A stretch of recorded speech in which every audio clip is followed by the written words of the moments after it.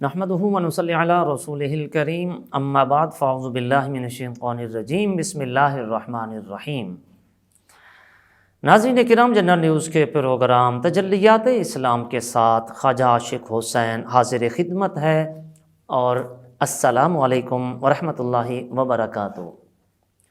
ناظرین کرام، تاریخ کا رخ بدلنے میں جہاں مسلمان مردوں نے جد و جہد کی، وہاں بعض خواتین اسلام نے بھی اہم کردار ادا کیا۔ ان میں سر فہرست اور سنہری حروف سے لکھا گیا ایک مقدس اسم گرامی ام المؤمنین حضرت سیدہ خدیجۃ الکبریٰ رضی اللہ تعالی عنہا کا بھی ہے۔ حضرت خدیجہ عرب کی ایک معزز ترین اور دولت مند خاتون ہونے کے ساتھ ساتھ علم و فضل اور ایمان و یقین میں بھی نمایاں مقام رکھتی تھیں۔ جب نبی کریم علیہ السلام نے اعلان نبوت فرمایا تو سب سے پہلے آپ عورتوں میں کلمہ پڑھ کر مسلمان ہوئیں۔ حالانکہ اگر ہم دیکھیں تو زمانہ بھر کسی کی عظمت و شان کا معترف ہو، مگر اپنی خاتون خانہ مشکل سے قائل ہوتی ہیں۔ اگر کوئی ایسی چیز وہ نبی مکرم صلی اللہ تعالیٰ علیہ وسلم کی ذات گرامی میں دیکھتی جو ان کو ایمان لانے سے حائل ہوتی تو ہرگز وہ کلمہ پڑھنے میں پہل نہ کرتی۔ تو سیدہ خدیجۃ الکبریٰ رضی اللہ تعالی عنہ کا نسب نبی کریم علیہ السلام کے نسب شریف سے قصی میں جا کر مل جاتا ہے، اور آپ کی کنیت ام ہند ہے۔ آپ کی والدہ فاطمہ بنت زائد تھیں جو قبیلہ بنی عامر بن لوی سے تھیں۔ ناظرین کرام، حضرت سیدنا ابو ہریرہ رضی اللہ تعالیٰ عنہ سے مروی ایک روایت ہے کہ رسول اکرم صلی اللہ تعالیٰ علیہ وسلم کی بارگاہ میں حضرت جبرائیل علیہ السلام نے حاضر ہو کر عرض کی، یا رسول اللہ ہذہ خدیجۃ قد آتتکم معها انا فیہ وادام او طعام او شراب۔ فرمایا اللہ کے رسول، آپ کے پاس حضرت خدیجہ رضی اللہ تعالی عنہا دسترخوان لا رہی ہیں جس میں کھانے پینے کی چیزیں ہیں۔ فرمایا کہ جب وہ آئیں فَإِذَا هِيَ آتَتْكُمْ فَاقْرَؤُوا عَلَيْهَا السَّلَامَ مِن رَبِّهَا، تو ان سے رب کا سلام کہیے گا۔ اللہ اکبر، یعنی یہ وہ خاتون ہیں کہ جن کو رب تعالی خود سلام بھیجتا ہے۔ اللہ اکبر۔ ناظرین کرام، جتنی جنتی خواتین ہیں ان میں سب سے افضل حضرت خدیجہ بنت خویلد ہیں، اور پھر حضرت فاطمہ بنت محمد صلی اللہ تعالی علیہ وسلم ہیں، پھر حضرت آسیہ بنت مزاحم اور جو کہ فرعون کی زوجہ ہیں، اور مریم بنت عمران جو عیسیٰ علیہ السلام کی والدہ ہیں۔ یہ جنتی عورتوں کی سردار ہیں۔ حضرت خدیجۃ الکبریٰ کے جو ہے وہ تجارت کا پورے عرب میں چرچا تھا، جنہوں نے اپنا مال تجارت نبی کریم علیہ السلام کی ذات گرامی پر قربان کر دیا۔ حالانکہ جب آپ حضور صلی اللہ علیہ وسلم کے عقد میں آئیں اس وقت آپ کی 20 لونڈیاں، 20 کنیزیں تھیں، یعنی وہ ہر وقت 20 خادمائیں آپ کے لیے خدمت کے لیے ہر وقت تیار کھڑی ہوتی تھیں، یہاں تک کہ پانی کا گلاس بھی پینا ہوتا تھا تو آپ خود وہ نہیں اٹھ کے پیتی تھیں بلکہ کنیزائیں پیش کرتی تھیں۔ یہی حضرت خدیجۃ الکبریٰ جب شیب ابی طالب میں نبی کریم علیہ السلام کے ساتھ 3 سال تک محصور رہیں تو پتے کھا کھا کر آپ نے گزارا کیا، لیکن کبھی بھی حرف شکایت زبان پر نہیں آیا۔ آج کل کی ہماری نوجوان عورتیں، خاص طور پہ کوئی ایسی لڑکی جو کھاتے پیتے گھرانے کی ہو، کسی غریب خاندان میں چلی جائے تو ساری زندگی وہ اپنے شوہر کو طعنے دیتی رہتی ہے کہ دیکھو یہ تو سارا کچھ میں اپنے ماں باپ کے گھر سے لائی ہوں، تمہارے گھر میں نے کیا سکون پایا ہے۔ حالانکہ ان کو سمجھنا چاہیے، حضرت خدیجہ کی زندگی سے سبق حاصل کرنا چاہیے کہ شوہر کو طعنے نہیں دیے جاتے، شوہر کے ساتھ وفا کی جاتی ہے۔ اتنی نام و نازک میں پلی ہوئی دولت مند خاتون کہ جب نبی کریم علیہ السلام کے اخلاق حسنہ کا ہر جگہ چرچا تھا، حتیٰ کہ مشرکین بھی آپ کو صادق و امین کے لقب سے یاد کرتے تھے۔ تو ایسے میں خدیجۃ الکبریٰ رضی اللہ تعالی عنہا نے پیغام نکاح حضور صلی اللہ علیہ وسلم کی بارگاہ میں بھیجا۔ پہلے تجارت کے لیے اپنے غلام میسرہ کے ساتھ بھیجا، اور جب اس نے میسرہ نے آ کر واپس حضور صلی اللہ علیہ وسلم کے کمالات اور فضائل و خصائل بتائے تو پھر آپ نے یہ پیغام نکاح بھیجا۔ یہاں پر ٹھہر کر یہ بات ہمارے اصلاح معاشرے کے لیے سمجھنے والی ہے کہ ہمارے ہاں اگر کوئی خاتون کسی نوجوان کو یا کسی مرد کو پرپوز کرتی ہے، اس کو پیغام نکاح بھیجتی ہے، ہمارے معاشرے میں اسے معیوب تصور کیا جاتا ہے، حالانکہ حضرت خدیجۃ الکبریٰ نے خود آپ کو پیغام نکاح بھیجا تھا۔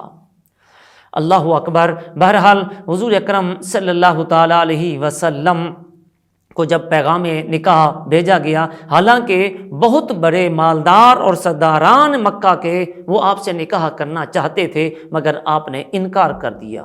چونکہ 2 مرتبہ پہلے آپ بیوہ ہو چکی تھی، آپ نے کسی کے پیغام کو قبول نہ فرمایا اور حضور صلی اللہ علیہ وسلم کی بارگاہ میں خود پیغام پہنچایا۔ تو جب نکاح کا مقررہ وقت آیا، اس تقریب میں سیدہ نے اپنے چچا عمر بن اسد کو بلایا، اور مصطفیٰ جان رحمت صلی اللہ علیہ وسلم بھی اپنے چچا ابو طالب، حضرت سیدنا امیر حمزہ، حضرت ابو بکر صدیق اور دیگر رؤساء قریش کے ساتھ حضرت خدیجۃ الکبریٰ کے مکان پر تشریف لائے۔ حضرت ابو طالب نے آپ کے نکاح کا خطبہ پڑھا اور حق مہر 12.5 اوقیہ جو کہ تقریباً 500 طلائی درہم کے برابر وزن بنتا تھا، یہ حق مہر مقرر کیا گیا۔ بوقت نکاح سیدہ رضی اللہ تعالی عنہا کی عمر 40 برس تھی، اور آقائے دو جہاں صلی اللہ علیہ وسلم کی عمر شریف 25 برس کی تھی۔ یہ بات ہماری نوجوان نسل کے لیے بھی انتہائی اہم ہے۔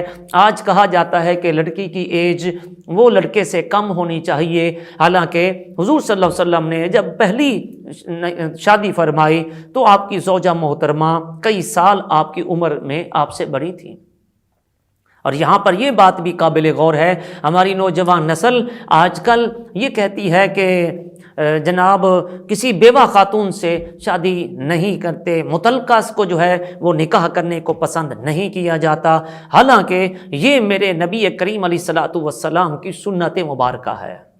حضور نے پہلا نکاح جو کیا وہ بیوہ خاتون سے کیا، یہ حضور کی سنت ہے۔ آج کا ہمارا نوجوان کہتا جی یہ نکاح کی سنت تو بڑی خوشی خوشی ادا کرتا ہے، اسے کہا جائے کہ بھائی داڑھی رکھ لو، یہ حضور کی سنت ہے، یا حضور کی کسی اور سنت کی طرف متوجہ کیا جائے تو کہتے ہیں جی یہ مشکل کام ہے، لیکن نکاح کی سنت کو خوشی خوشی قبول کرتا ہے، میٹھا میٹھا ہپ ہپ، کڑوا کڑوا تھو تھو کے مترادف، لہٰذا لیکن یہ بھول جاتا ہے کہ جب کسی بیوہ یا مطلقہ خاتون سے نکاح کرنا یہ بھی تو ہمارے مصطفیٰ کریم علیہ السلام کی سنت ہے۔ آج کا نوجوان اسے اپنانے سے کیوں گھبراتا ہے؟